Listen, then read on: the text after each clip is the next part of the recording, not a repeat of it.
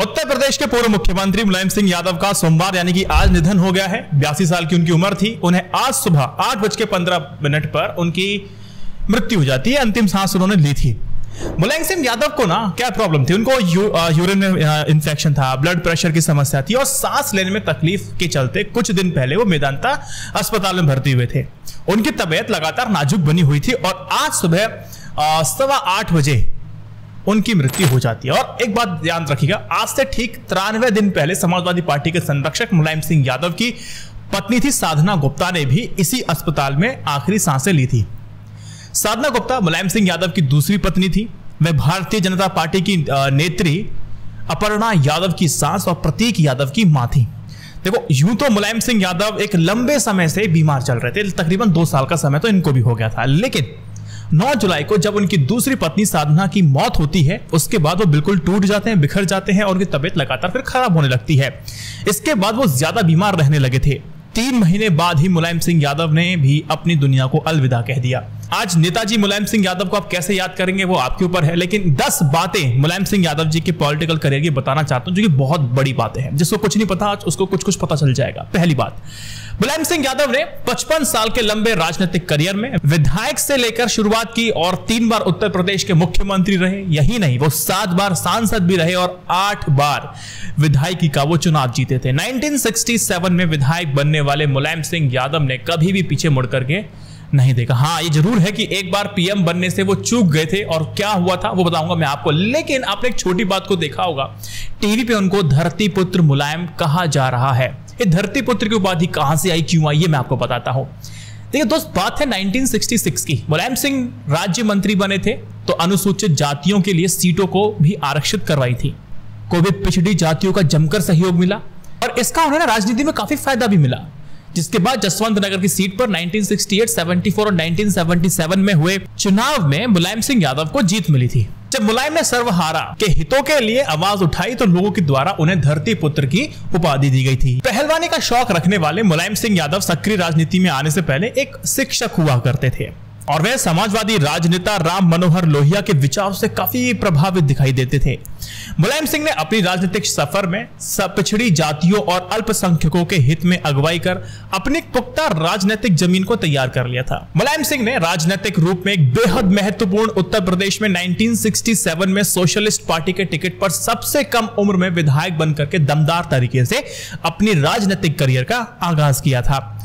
1989 में मुलायम सिंह पहली बार उत्तर प्रदेश के मुख्यमंत्री बने थे। केंद्र में वीपी सिंह की सरकार के पतन के बाद मुलायम सिंह ने चंद्रशेखर की जनता दल यानी कि समाजवादी के समर्थन में अपनी मुख्यमंत्री कुर्सी बरकरार रखी।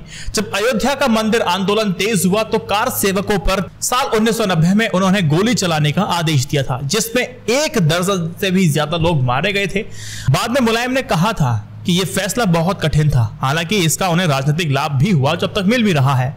उनकी जो मुस्लिम परस्त छवि थी ना, वो बन गई थी और इसका लगातार आगे समय में फायदा भी हुआ। साल 1992 में मुलायम सिंह ने जनता दल से अलग होकर के समाजवादी पार्टी के रूप में एक अलग पार्टी बना दी थी। तब तक पिछड़ा माने जाने वाली जातियों और अल्पसंख्यकों के बीच खासे लोकप्रिय हो चुके थे मुलायम सिंह यादव। ये एक बहुत बड़ा कदम था उनके राजनीतिक करियर में देखा जाए तो, और यही कदम की वजह से यही चीज उनके लिए एक मददगार साबित हुई। एक परमानेंट टाइप का वोट बैंक इनका बन गया था। कहते हैं ना MY factor, Muslim and Yadavs, मतलब सब इनके साथ जुड़ते चले गए तो लगातार फेमस भी होते रहे।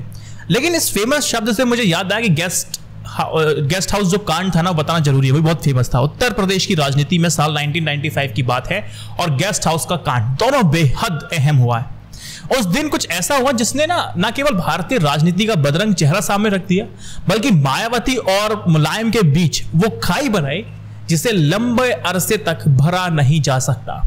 दरअसल साल 1992 में मुलायम सिंह यादव ने समाजवादी पार्टी बनाई और इसके अगले साल अगर आप देखेंगे तो भाजपा का रास्ता रोकने के लिए रणनीतिक साझेदार के तहत बहुजन समाजवादी पार्टी से हाथ मिलाया। सपा और बसपा ने 256 और 164 सीटों पर मिलकर के चुनाव लड़ा था। सपा अपने खाते में से 109 सीटें जीतने में कामयाब रही थी, जबकि 67 सीटों पर हाथी का दाव चल गया था। लेकिन दोनों की यह रिश्तेदारी ना बहुत ज्यादा दिनों तक नहीं चलती है। जी हां, दिनों तक नहीं चलती है। साल 1995 की गर्मियां और फिर दोनों के रिश्ते फिर खत्म होने का वक्त आ जाता है। इसमें मुख्य किरदार गेस्ट हाउस कांड था। ये गेस्ट हाउस कांड है क्या, इसको ढंग से समझ लीजिए। 1993 में समाजवादी पार्टी बसपा गठबंधन के बाद मुलायम सिंह यादव यूपी के मुख्यमंत्री बन जाते हैं, ठीक है।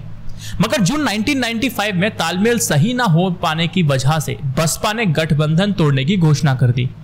अब इससे क्या होगा, अल्पमत में आ जाएंगे। मुलायम सिंह सरकार है वो अल्पमत में आ जाती है। सरकार बचाने के लिए सपाई अपने जो होश था वो खो बैठे थे। समर्थन वापसी से भड़के सपा के कार्यकर्ता लखनऊ के मीराबाई गेस्ट हाउस पहुंच जाते हैं। यहां पर मायावती कमरा नंबर 1 में रुकी हुई थी। समाजवादी पार्टी के कार्यकर्ताओं ने कमरे को घेर लिया और हथियार से लैस लोगों ने मायावती को गालियां देना शुरू किया और सुनने में आया कि जाति सूचक जो शब्द है उसका भी इस्तेमाल किया गया था। इतना ही नहीं, बसपा के कार्यकर्ताओं सहित विधायकों पर भी हमला किया गया था। मायावती को 2 कनिष्ठ पुलिस अफसरों ने हिम्मत से बचाया।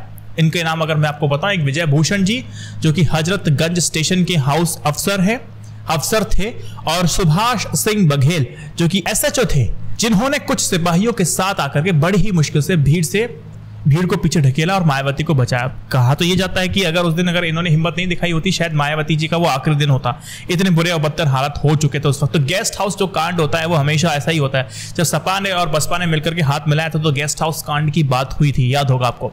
2008 में मनमोहन सिंह के नेतृत्व वाली यूपीए की सरकार अमेरिका के साथ परमाणु करार को लेकर के एक दुविधा में फंस गई थी, संकट में आ गई थी, जब वामपंथी दलों ने ना समर्थन वापस ले लिया था। ऐसे वक्त पर क्या ना, मुलायम सिंह यादव ने मनमोहन सरकार को बाहर से समर्थन देकर के उनकी सरकार बचाई थी और उनकी इज्जत भी बचाई थी। अगर किसी शहीद सैनिक का शव सम्मान के साथ उनके घर पहुंच रहा है तो इसका श्रेय आपको मुलायम सिंह यादव को देना पड़ेगा। आजादी के बाद कई सालों तक अगर आप पढ़ा होगा तो अगर सीमा पर कोई जवान शहीद होता था तो उनका शव घर पर नहीं पहुंचाया जाता था, बल्कि उस समय तक शहीद जवानों की टोपी सिर्फ उनके घरों तक पहुंचाई जाती थी। लेकिन जब मुलायम सिंह यादव रक्षा मंत्री बने तब उन्होंने एक कानून बनाया कि अब से कोई भी सैनिक अगर शहीद होता है तो उसका शव सम्मान के साथ घर तक पहुंचाया जाएगा। एक किस्सा मैं आपको सुनाता हूं। साल 2002 के विधानसभा चुनाव के बाद यूपी में बनी सियासी परिस्थितियों का एक बहुत जबरदस्त किस्सा है। देखिए, चुनाव के 1 साल के बाद 2003 में कल्याण सिंह की बगावत के कारण ही मायावती और भाजपा सरकार दोनों मिलकर गठबंधन बनाती है। राम मंदिर, बाबरी मस्जिद विवाद और कार सेवकों पर गोली चलवाने के मुद्दे पर विरोध में रहने वाले भाजपा के समर्थन के समाजवादी पार्टी अध्यक्ष मुलायम सिंह यादव मुख्यमंत्री बने थे। और इस घटनाक्रम के बाद से ही आज तक बसपा और भाजपा एक पाले में नहीं आ पाई हैं। यूपी विधानसभा चुनाव 2002 में किसी भी राजनीतिक दल को एक स्पष्ट बहुमत नहीं मिला था, यानी कि त्रिशंकु सरकार बनी थी। अगर इस चुनाव में अगर आप देखेंगे, डाटा देखेंगे, तो इस चुनाव में प्रदेश की 425 सीटों के लिए वोटिंग होती है। चुनाव परिणाम आया तो समाजवादी पार्टी सबसे बड़ा राजनीतिक दल बन के उभरता है, क्योंकि सभी दलों से ज्यादा सीटें समाजवादी पार्टी सपा को मिली थी। सपा को 142 सीटों पर जीत मिली, बहुजन समाजवादी पार्टी को 98 पर, और तीसरे नंबर पर रहती है भाजपा जिसकी 88 सीटें थी। कांग्रेस ने 25 और अजीत की जो राष्ट्रीय लोकदल थी वो 14 सीटों पर जीत हासिल की थी। ये त्रिशंकु विधानसभा ने भी सभी राजनीतिक दलों के लिए गठबंधन के दरवाजे तो खोल ही दिए थे। अब यूपी चुनाव के 2002 के परिणाम आने के बाद किसी भी दल के पास सरकार बनाने के लिए पर्याप्त बहुमत नहीं था। कोई सरकार बनाने का दावा भी पेश नहीं कर रहा था। तो ऐसे में प्रदेश में ना राष्ट्रपति शासन लगा दिया गया, और राष्ट्रपति शासन दोस्तों तकरीबन 56 दिनों तक चला। और उसके रहने के बाद फिर क्या होता है कि मायावती और बीजेपी के बीच चल रही वार्ता एक कॉमन मिनिमम प्रोग्राम, जिसको कहते हैं न्यूनतम साझा कार्यक्रम, तक पहुंच जाती है। भाजपा ने मायावती का समर्थन देकर के सरकार तो बनवा दिया, लेकिन दोनों के बीच ना हितों के टकराव शुरू से देखने को मिलते हैं। तब माया की सरकार में भाजपा के लालजी टंडन, ओम प्रकाश सिंह, कालराज मिश्र, हुकुम सिंह जैसे नेताओं को कैबिनेट मिनिस्टर बनाया गया था, बने भी थे। अब होता क्या है कि 29 अगस्त 2003 को भाजपा ने मायावती सरकार से समर्थन वापस ले लिया और इन्हें इस्तीफा देना पड़ा था। अब मैं आपको बता दूं 3 दिन पहले क्या हुआ था। 29 को इस्तीफा, 26 अगस्त 2003 को ही मुलायम सिंह यादव ने मुख्यमंत्री बनने का एक दावा पेश खुद का कर दिया था। उनके पास पर्याप्त विधायक नहीं थे, तो 27 अगस्त को बसपा के जो 13 विधायक थे ना, उन्होंने मुलायम सिंह यादव को समर्थन देने की घोषणा कर दी। विरोध होता है, उससे हुआ कुछ नहीं। अब बसपा के 13 विधायकों का समर्थन मिलते ही मुलायम सिंह यादव की विधायकों की संख्या कितनी हो जाती है? 210। फिर भी बहुमत के पास तो है ही नहीं, लेकिन आनन फानन में आकर के ये पत्र राज्यपाल को सौंप दिया जाता है। बहुमत 213 से ये आंकड़ा कम था। इसके बाद भी राज्यपाल ने मुलायम सिंह यादव को मतलब कहा कि आप शपथ ले लीजिए, आनंद फानंद में दिला दिया। अब 29 अगस्त 2003 को मुलायम सिंह यादव सीएम बन जाते हैं। भाजपा ने तब इसका समर्थन किया था। सबसे मजेदार वाली बात मैं आपको बताता हूं, जिस भाजपा ने 2002 में मुलायम सिंह यादव को सीएम नहीं बनने दिया था, उसी ने सरकार बनाने में मदद की है। 1989 में मुलायम सिंह का विरोध कर रहे अजीत सिंह उनके साथ आ जाते हैं। मुलायम को राम सेवकों की हत्या करने वाला कहने वाले कल्याण सिंह उन्हें बहुमत का आंकड़ा पार कराने में मदद करते हैं। मुलायम ने जिस सोनिया गांधी को 1999 में पीएम नहीं बनने दिया था, उन्होंने भी उनका समर्थन कर दिया था। बाद में बसपा के 41 विधायक मुलायम सिंह यादव के समर्थन में जाकर खड़े हो जाते। सत्ता किसको बुरी लगती है? किसी को नहीं। तो और उनकी सरकार ने पूरा कार्यकाल इस तरह से पूरा किया तो कोई समस्या नहीं आई, इनको बाहरी तौर पर समर्थन मिलता रहा। बात साल 1996 की है। इस साल लोकसभा चुनाव में कांग्रेस को काफी कम सीटें मिली थी। 161 सीटें जीतने वाली भारतीय जनता पार्टी में अटल बिहारी वाजपेयी के नेतृत्व में गठबंधन में सरकार बनाई गई थी, लेकिन सरकार मात्र 13 दिनों तक बनती है और उसके बाद गिर जाती है।